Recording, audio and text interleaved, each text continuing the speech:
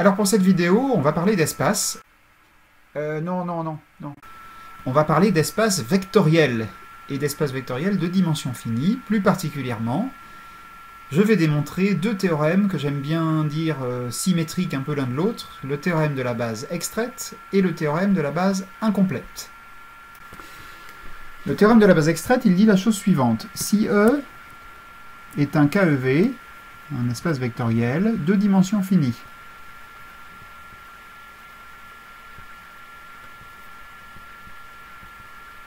et j'ai E1, E grand N, une famille génératrice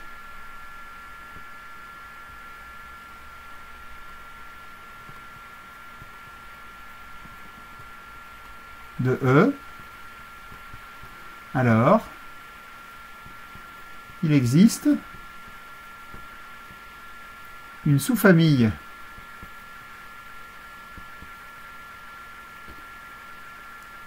de E1En qui est une base.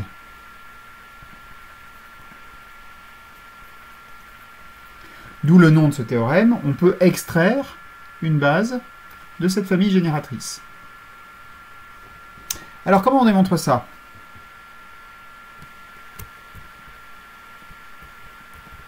Eh bien,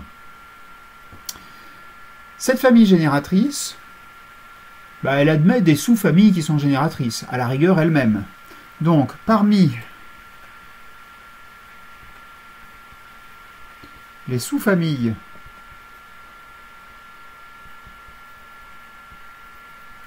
de E1En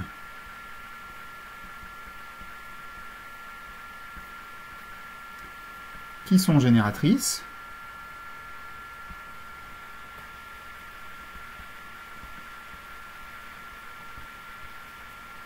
eh bien, on en choisit une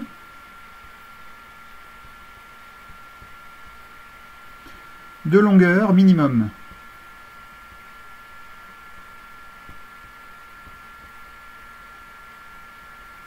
On va trouver des sous-familles génératrices, et puis elles vont être plus ou moins grandes. On en prend une qui est de longueur minimum. Et on va l'appeler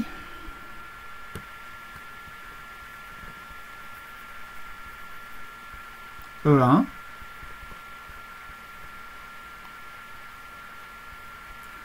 E petit n avec n compris entre 1 et grand N. Alors ça suppose que c'est les petits n premiers. Bon, ça c'est pas un gros problème. Si c'est pas le cas, on va renuméroter pour dire qu'on prend les n premiers. Alors maintenant, on va montrer que cette famille est une base. Donc, cette famille elle est génératrice. Il faut montrer que c'est une famille libre. Donc,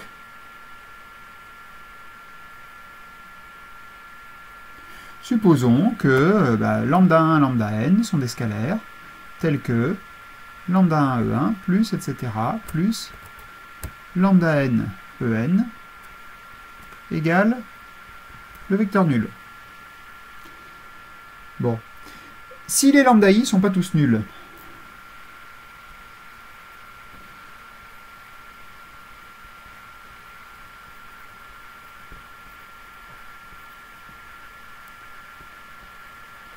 on va supposer par exemple que lambda n n'est pas nul. Quitte encore une fois à renuméroter.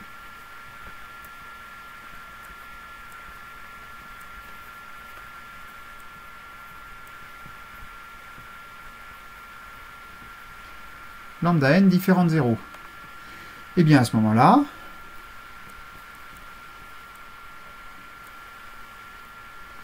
on a En, c'est égal à moins lambda 1 sur lambda n, E1, moins, etc., moins lambda n-1 sur lambda n, En-1.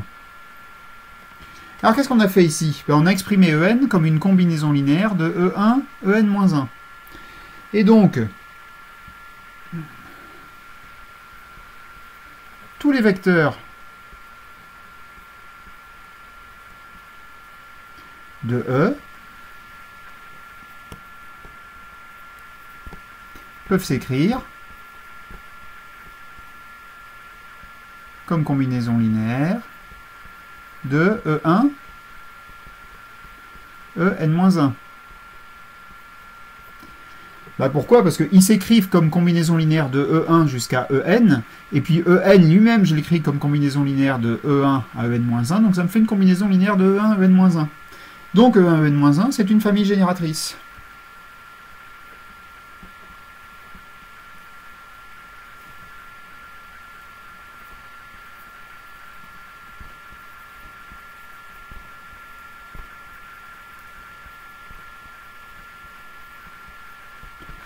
Bon, et le problème, bah, c'est que E1, En, on avait choisi une famille génératrice qui était de longueur minimum.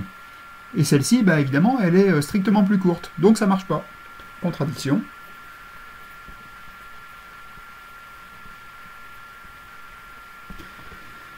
Donc on en déduit que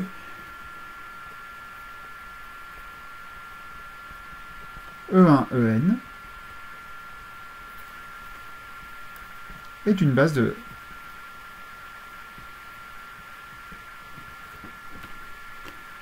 Ça termine la démonstration du théorème de la base extraite.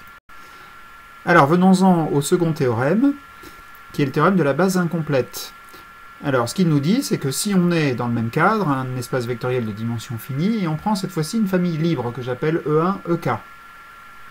Alors il existe une base, que je vais noter E1, EK, puis EK plus 1 jusqu'à En, qui contient tous les vecteurs de cette famille.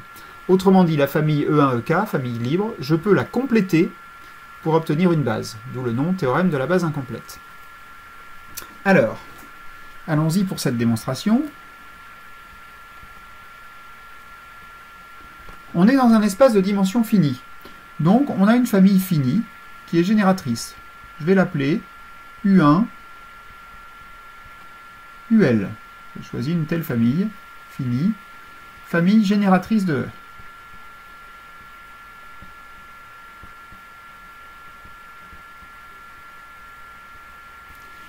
Et maintenant, je vais me servir de cette famille pour compléter ma famille libre E1, EK. Alors, comment je vais faire? Eh bien, premièrement, si U1 est combinaison linéaire de E1, EK,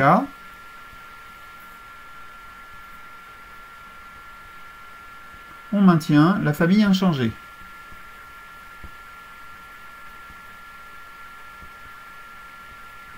Inchangée. Sinon,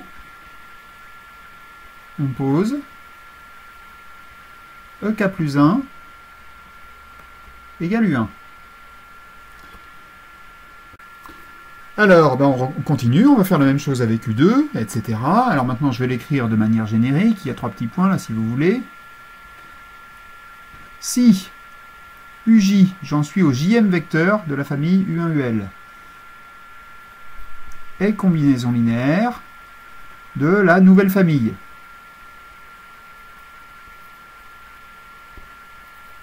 C'est-à-dire E1 au K, auquel j'aurais éventuellement rajouté certains des U précédents. Eh bien, on laisse la famille inchangée.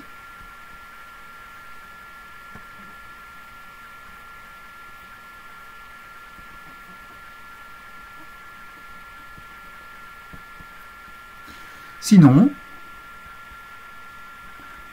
on ajoute UJ à la famille.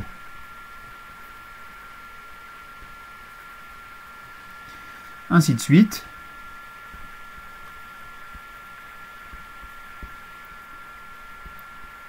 Jusqu'à UL. Donc, on a construit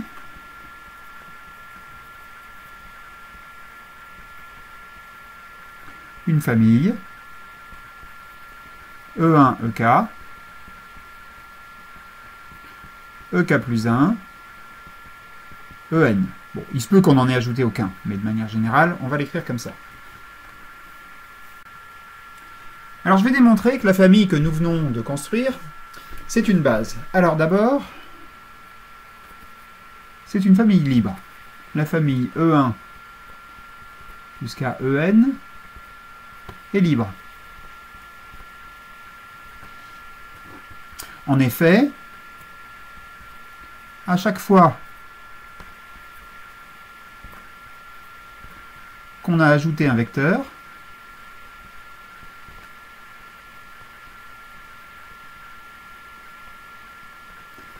eh bien, il n'est pas combinaison linéaire des précédents.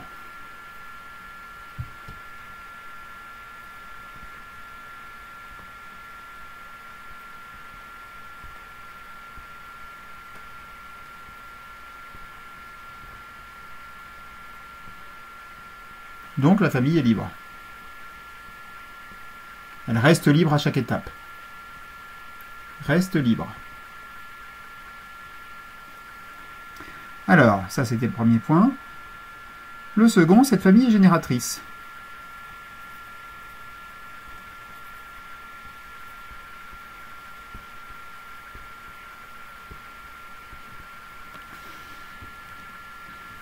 Eh bien, en effet,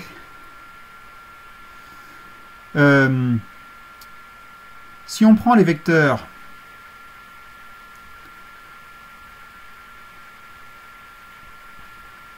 UJ avec 1,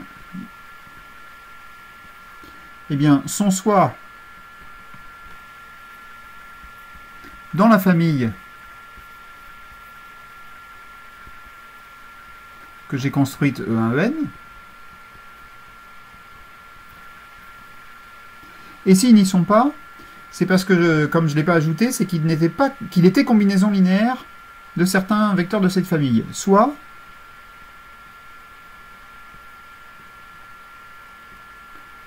combinaison linéaire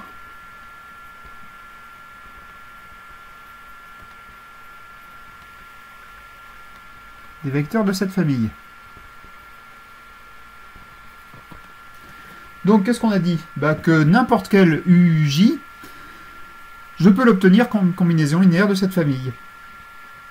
Et donc, comme tous les vecteurs de E, je peux les obtenir comme combinaison linéaire des UJ, tout vecteur de E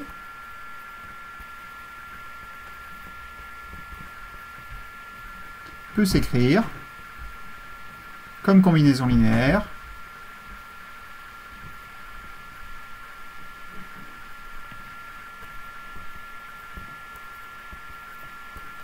des E1, En.